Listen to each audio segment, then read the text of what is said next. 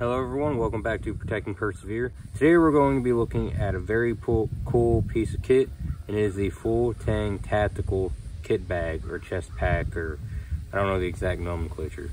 It's actually something I've been meaning to review for a very long time now, but so I want to go ahead and throw out, I didn't get this like sent to me to review on purpose or anything, but I also didn't buy it with my own money. The cool dude that actually makes these, he was running a giveaway, won this dude, and yeah, I was pretty stoked about it. This thing is, first off, very well made. The craftsmanship is impeccable. Any of the reasons why some of the negatives I'll bring up were not really negatives of the kit itself, because this thing actually is very well made. It'd just be more of a philosophy of use thing.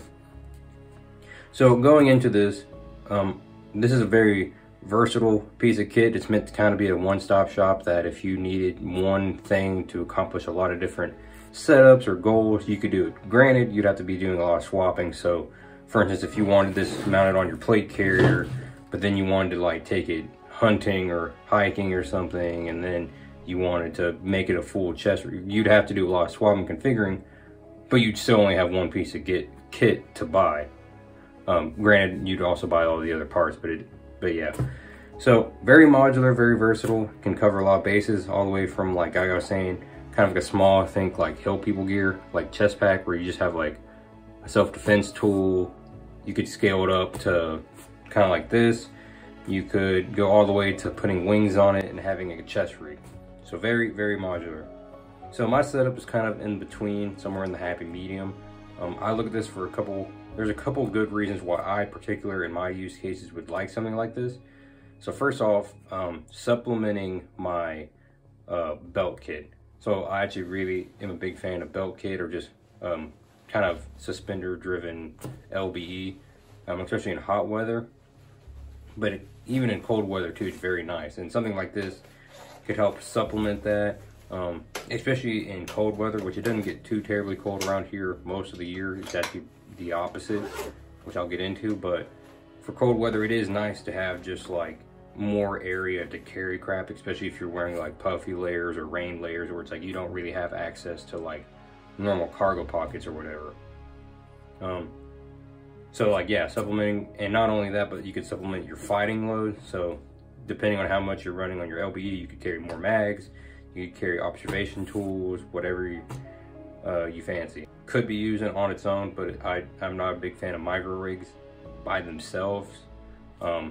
So going into this, I just have a field knife on the left side, which on the sides, the front and the bottom, they're like laser cut molly room, so you can mount whatever pouches. So on the left side, I have a knife that is very, very handy to have it on the left hand side. So I could grab it with either hand and it doesn't get in the way of anything. So it's pretty slick.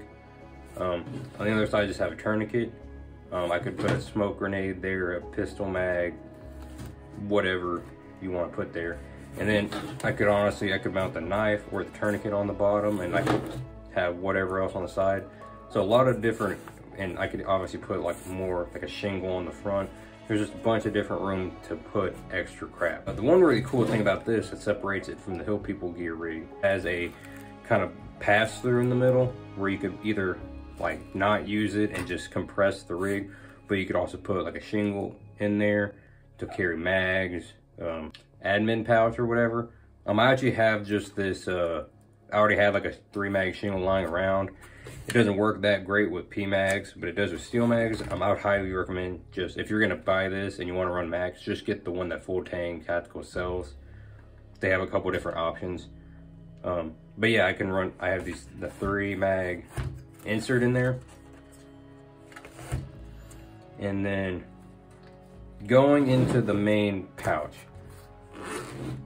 So this is where where I would kind of swap what I would run in here. So I have it kind of set up for, and there's a kind of closure system in here, or a retention thing. And it has hook and loop, or it has just the loop, the soft part on the inside, so you could attach whatever. But I have it more of just a kind of observation setup where like I'm going to the range, I'm gonna be maybe doing some zeroing, checking like my zero and stuff, shooting out at distance. So I just have my monocular and a rangefinder. It could also, like I said, be used for observation. So maybe you're fighting loads on your belt kit or whatever, but you just want to keep your observation tools handy. You could obviously fit like a full thing of like a full big set of binos in here. There's more room in here, you could put more crap in here.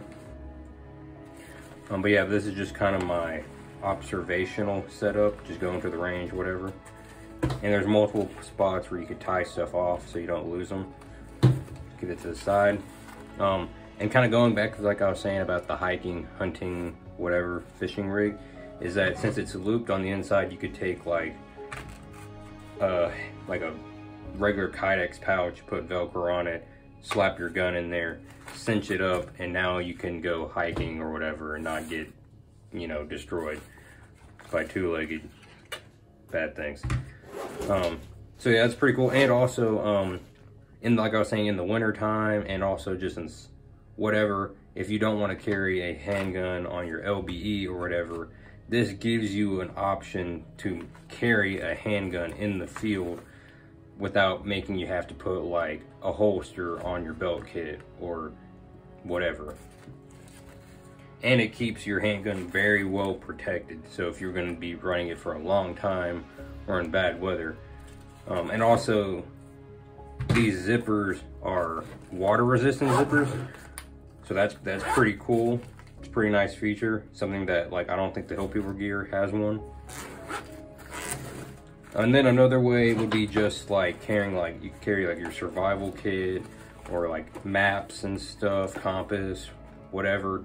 Things that, especially in like a cold weather or very wet, nasty weather, things that if you don't have immediate access to like your cargo pockets, which I'm a big fan of, you could keep it all on your chest in this pack. So no matter what the weather or whatever, you could keep important stuff on you. So that's kind of what I keep in there. There's so much room, you could put whatever your heart desires in there. And so that's pretty much the contents of that. It has just a normal H harness that's lightly padded. Very nice. You have laser cut slots along here so you can put whatever you want there. It also has a back strap, which is pretty nice. That actually really helps. I recommend if you're gonna run mags that you run this, the back strap as well. If you're just running it like a hiking rig or like a Hill People gear rig, and you're just running like a handgun, then honestly you could swap take the back strap off and then put these lower, and then that'll be fine. Less straps to deal with. And then on the back, there's this padded section, but you can Velcro whatever you want on there. So that's where it gets really modular, is that you could simply put like radio wings on here and put like a radio pouch and then like a freaking another AR mag and have like 4 mags. And that could, you know, you could also do that on your plate carrier as a placard.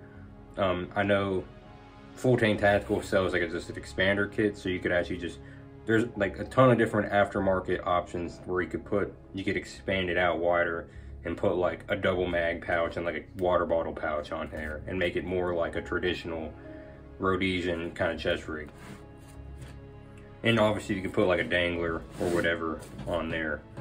So you could put like a tourniquet on the bottom molly sleeve and then put a dangler. So there's so many different ways you could set this up. Now, I'm gonna go ahead and talk about some of the reasons why I wouldn't use this per se, and why I'd be hesitant to buy this. Like I was saying, none of it has to do with craftsmanship wise, it's just be my own use case. So first off, I don't live in a super cold environment most of the year. Oops. Most of the year it's actually pretty warm and hot, and then when it does get cold, it's only for a few months of the year. And even then I could kind of make by without it, but mainly just I wouldn't want to use it in hot weather. And the reason is just because in hot weather, unless you can help it, I don't want to wear anything on my chest. Anything on my chest besides even my clothing, like just wearing clothing in really hot weather, you're already going to be sweating a bunch, getting hot. Any extra material is going to be rubbing and then getting sweaty and then potentially heat rashing on you. Obviously, if it's like you got to wear a plate carrier, you know, that's kind of just everything sucks. But if I can help it and not wear anything on my chest and just wear a belt kit, then I wouldn't want to wear this. But that's just me.